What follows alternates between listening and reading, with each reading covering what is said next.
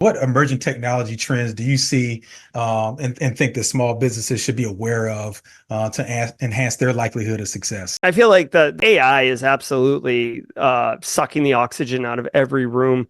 But it's, it is the right answer. It's a transformative technology, paradigm shifting, and those terms are typically used kind of hyperbolically, but in this case, it's legitimate.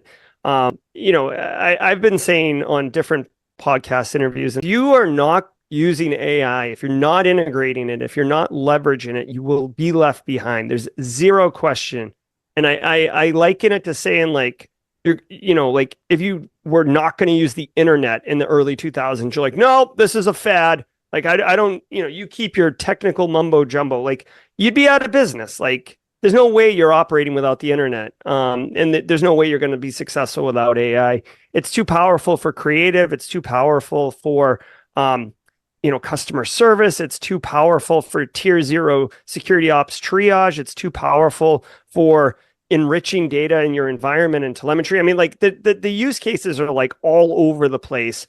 And right now it's like very much a snow globe that's been shaken up, and people are throwing stuff at the wall thinking this could work, that could work. Every vendor is sticking a AI inside sticker on it like it's Intel back in the day. Like and all it is like a Yeah. chat GPT API, Oh yeah, plugin. 100%. But it's everywhere. So, that technology alone, I mean, I don't know about you, Will. I'd love to know, but I use I use ChatGPT often, but I use AI every single day. Every single day. Oh yeah. Yeah, the Yeah. same here. I use Perplexity, which is similar backend, right? It's still pulling from OpenAI. It does pull from the open internet a little bit better. I also use Gemini, which is Mhm. Google's version of ChatGPT, or a large language model.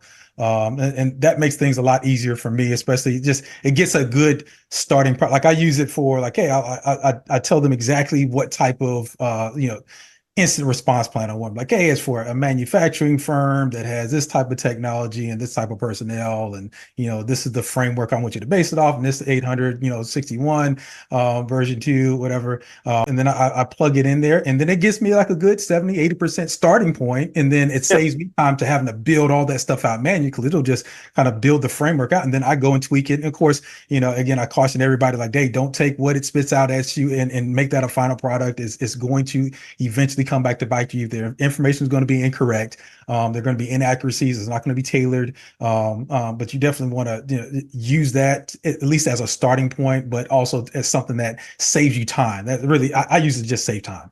That's That's exactly my what I thing. use it for.